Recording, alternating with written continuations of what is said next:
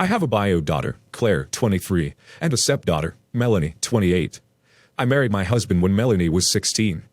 We've always been civil to each other. Claire and Melanie weren't close, and Melanie used to have occasional conflicts with Claire in the past. Their relationship is better now that they're adults and no longer live together. Claire is 12 weeks pregnant. She called to vent to me about her problems with her boyfriend and asked if she could come spend a few days with me because she felt overwhelmed. I welcomed her, cooked her favorite meals, and planned on doing some work around the garden to fill our time. Melanie comes over to visit her dad with her kids once a week. She was visiting when Claire was staying with us. I was out. Claire had just finished making lemonade and was heading upstairs when Melanie told her to make her and her kids something to eat. Claire apologized and said she was studying. Melanie insisted, saying since Claire lives at the house, then she should serve the guests. Claire replied that she's just a visitor for a few days. Melanie initiated an argument telling Claire she should leave since she doesn't live there and refused to serve the guests then. It escalated to the point where they yelled at each other, and Melanie threw Claire's clothes on the front porch, calling her pathetic and telling her to get out of her dad's house. I got a call from Claire crying about what Melanie did. I came home, confronted Melanie, then told her it's my house, and she was a guest in it, so she had no right to tell anyone to leave, much less my daughter, who needs my utmost support. Besides, Claire wasn't a resident, so she'd no obligation to serve any guests. I told Melanie she should have called before visiting, and she again said it's her dad's house. No, I owned this house long before I married her dad. I told her she's banned from my house until she's ready to apologize to her stepsister for this. To which she replied, "You wish," then left saying this wasn't over, and her dad will put me and my daughter in our place. My husband wasn't happy about my confrontation with Melanie and said Claire should have made her nephew something to eat since she was in the kitchen anyway. Called it passive-aggressive attitude towards Melanie, but I stated Claire isn't obligated to serve guests. Not her house, not her guests, so it's unfair to expect her to. Besides, she's pregnant and feeling stressed, and this is supposed to be where she gets rest, her mother's house. He said I have to let Melanie come over and expect no apology knowing what she did. Not the a-hole, but the real problem seems to be your husband. He needs to have your back, not side with Melanie when she's being a total jerk. Not the a-hole, and you have a major dear husband problem. If it is your house, I would not allow your stepdaughter back in the house until she provides sincere apologies to both you and your daughter. After her telling you that she would have her dad put you and your daughter in your place, that is a hill I would die on. I would send her a text telling her that until she grows up, acts like an adult, and respects you and your home, she is not welcome. Should she attempt to come onto your property, you will have the police remove her for trespassing. If your dear husband has a problem with that, he can go live with his daughter. Not the a-hole. At 28, Melanie sounds like a spoiled brat, and that's pretty sad. If you expect anyone but yourself or spouse to make food or care for your kids, then you likely aren't fit to be having kids in the first place. It's one thing to ask someone politely if they can do a favor for you, like maybe some food for your kids. But it's completely different to throw a tantrum that someone doesn't bow down to your ridiculous commands. Sounds best you and your husband sit down and figure this all out, and once you both can be on the same page, call both of the girls over, sit down, and have a discussion about it. I'm 43 male. I have 2 biological kids, 17 male and 13 female, and 2 stepkids, 26 female and 16 male. I share custody of my bio kids with my ex-wife. My stepdaughter has her own place, and my stepson lives with me and my wife. Their bio dad hasn't been involved for almost 15 years now.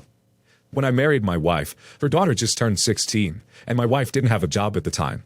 So I offered to buy her, my stepdaughter, her first car.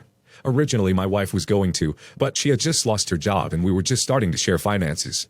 I told her I'll give her $5,000 to buy the car, and if she got a cheaper car, the rest can go towards the gas for the first few weeks or months.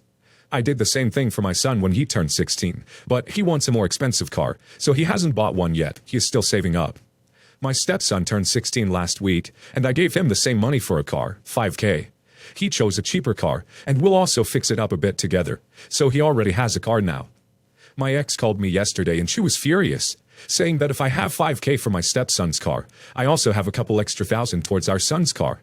I told her yes, I do, but this is not about the money. It's about the kids having a car and also learning financial responsibility. She was pissed. My son texted me this morning, saying he is disappointed that I won't give him a bit more money towards his new car. I told him in the year since I gave him the $5,000, he could have either bought a cheap car, and I offered to help him fix it up, or get a part-time job and earn some extra money. He called me an unfair jerk. Am I the a-hole? Not the a-hole. You've given each child the same amount toward a car at 16. Your ex-wife can chip in if she wants.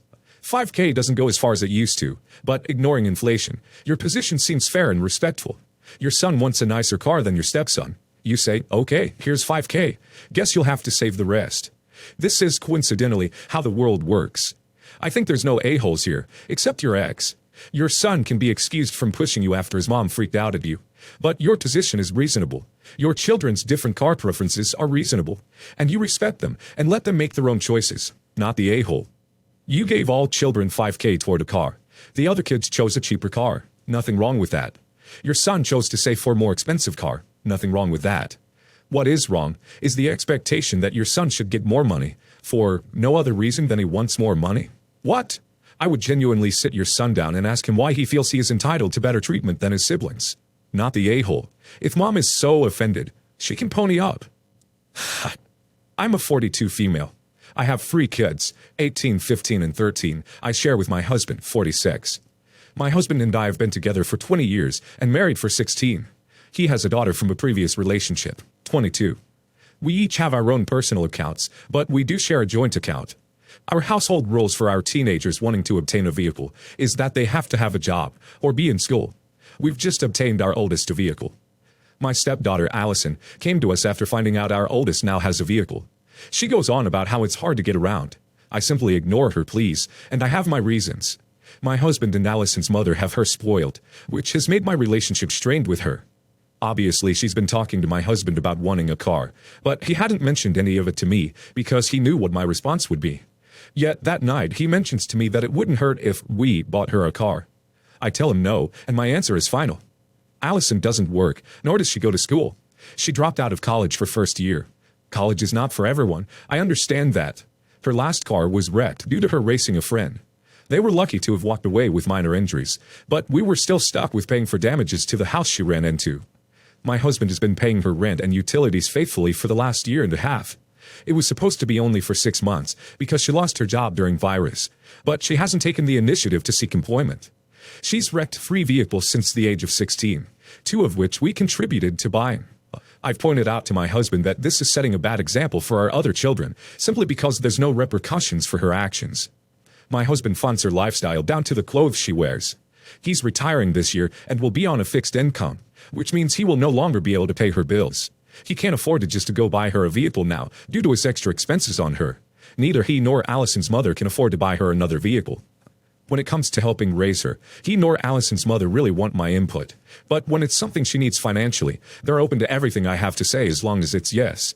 He says I'm being unfair, that she's my responsibility just as much. And I told him that's only when it comes to money-wise.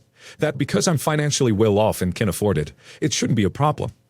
As I told him, I work for our kids and our household, something he should also be concerned with instead of enabling a grown woman. We haven't talked in days, and I'm thinking maybe I should hear him out because maybe I was harsh in my delivery. Edit. I failed to mention that the cars she gave her father as an option were a Corvette or Range Rover. Not the a-hole at all, and I would absolutely refuse to contribute. This is about a pattern of them not being responsible, and nothing to do with you being the step-parent or being mean. It sounds like there are some deeper issues here with your spouse that need to be addressed, though. Hard not the a-hole, a Range Rover. I wish I would tell my parents that's the type of car I want them to buy me. She's wrecked 3 cars, doesn't have a job, isn't in school, and her dad pays for her rent. I wouldn't touch this with a 10-foot pole. Not the a-hole, for all the reasons you listed. And the cars she wants are ridiculous. I hope you have a plan for when your husband retires and can't pay for a stepdaughter at all, or you're going to have a major conflict on your hands. Last year, my aunt died, and she left me her 3-bedroom house in a nice area. I could easily rent it for $3,000 a month, or sell it for $1 million. I'm being bombarded with offers. However, the place needs a lot of repairs, and after paying taxes, I don't have the money to do it and haven't decided to rent or sell. My oldest son, Franklin, is 23 and just finished college. He works for an engineering company. Basically, I said he could live there as long as he pays the bills, taxes, utilities, etc., and starts fixing up what he can, so I am neither losing or making money. In the meantime, I can start saving money for bigger projects and repairs, and my son can keep an eye on the house. It will take a few years minimum to finish everything. Recently, Jeremy received a $238,000 inheritance from his maternal grandfather. The first thing he bought was a Porsche. I feel like he can afford rent. All I am doing is subsidizing a rich kid's housing expenses. Plus, my finances are starting to take a hit, and I have two other sons from my second marriage. I found out that my son moved in his girlfriend, which I'm not happy about. I talked to my son, and I said between his inheritance, moving in his girlfriend, and my finances, that he needs to start paying rent. He got furious with me and said I was trying to rip him off and backing out of our deal. Then he said that I'd used the money to make the house presentable and sell or rent when I should just give it to him. I said I'm not dropping this, and I'll be back with an offer, but he will pay rent. So he was paying the taxes, utilities, etc. on this place, and fixing what he could. That doesn't sound exactly like he was freeloading to me. If anyone was subsidizing someone else, he was allowing you to keep this building, and possibly even make it more valuable to you. Sure, it's your house, and you can certainly insist he starts paying rent, but you're definitely going back on your original deal. Feel free to cut a new offer or kick him out, but none of that changes the fact that you're the a-hole. You're the a-hole. You allowed him to move in under the expectations that he prevents you from incurring losses in the property. That was the bargain you struck, for better or for worse. You are the a-hole because you no longer want to honor your deal because he experienced some good fortune. You are well within your legal rights to demand he leave the property if you so choose, but you're the a-hole nonetheless. Honor your agreement.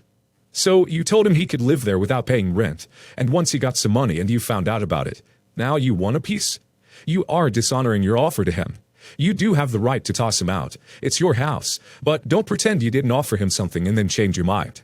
You're the a-hole for acting like you aren't just taking it back because you're irritated he got inheritance money and you want it for yourself. He should move out and you should manage fixing up the house. This is obviously not good for the relationship.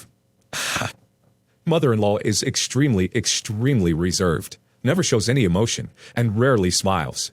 She was like this as a child, and it left her parents with major insecurities, as they felt they couldn't make their own kid happy. But literally nothing made her happy. Cold is really the best word for it. A few years ago, mother-in-law met Blake, and they began dating. He can actually make her happy, and I think her parents are a bit jealous. It's honestly very jarring to see her show any emotion, but hey, good for her. Last year I invited my husband's whole family over for Christmas. My baby was sleeping upstairs. Mother-in-law has always hated Christmas because she doesn't want to give certain people gifts, gets mad when she is given gifts, becomes depressed if she doesn't get any, and claims she feels pushed around into buying gifts for people she doesn't like. Me. Normally she just glares at her gift and mutters thank you. Well, Blake gave her a gift, and she screamed, like a real scream, loud enough to wake the baby and jumped on him. I don't actually know what it was. Tickets to something, I think. But my baby immediately started crying. I was annoyed and snapped at mother-in-law that she was inconsiderate. Mother-in-law said all I ever care about is my baby, and I'm ruining Christmas. That pissed me off, so I kicked her out. Mother-in-law's parents got mad and said I should have let it go. They've never seen their daughter happy, and it was sweet. I got mad and said their daughter does not come before my infant son. Well, tomorrow is Christmas, and I've decided mother-in-law can't come unless she apologizes for waking the baby and disrespecting me. She is refusing and says she didn't mean to scream, and I'm crazy and overreacting. She is currently not invited, and I'm getting a lot of crap from the rest of the family. Honestly, I don't think I'm backing down. She can apologize or spend tomorrow alone. You're punishing someone for a spontaneous expression of joy at Christmas, and you want applause for that? My friend, you're the a-hole. You had 360-something days to uninvite her, and you decided to do it now? For waking up your baby a year ago, because she was happy for once. You're the a-hole. You're the a-hole. You clearly don't like her, and were looking for a reason to hold something over her, and got your reason, and are using your child as an excuse. Now you're holding on to this very dumb, petty reason a full year later, and holding everyone's Christmas hostage as a result. This is a very weird hill to die on. Let it go, dude. My 45 male, dad, 76 male, recently got married to his now wife, Alicia, 60s. My mom died 4 years ago, and for the first 2 years, he was totally depressed until he met Alicia. After that, he finally seemed to enjoy life again. Alicia is a widow herself, and a very nice woman.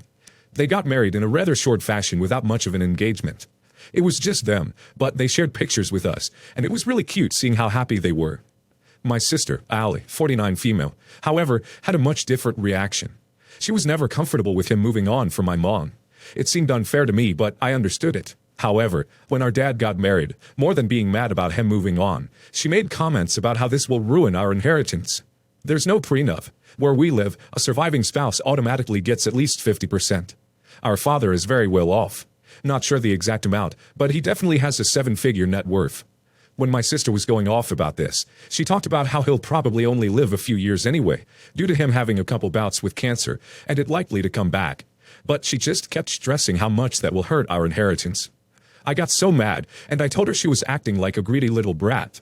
We both have careers and aren't struggling, so it just felt so money-grubbing to me. She told me I was the a-hole for not having solidarity and celebrating a woman replacing our mom and hurting our kids' futures.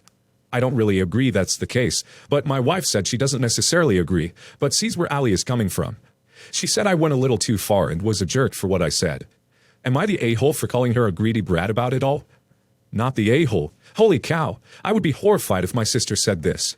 Your dad doesn't owe you guys anything, even in death. Not the a-hole in the least. And I must congratulate your parents for rearing a man who has a wonderful understanding that his widowed father is entitled to some happiness in his twilight years, and that no one is entitled to an inheritance until the person who owns the estate in life has actually died. Your sister is a spoiled and greedy brat if she's willing to barter your father's present happiness for what she thinks is her due from his estate. Amazing what the prospect of a juicy inheritance will do to a potential heir's sense of kindness and compassion. You have those traits in abundance. Your sister does not.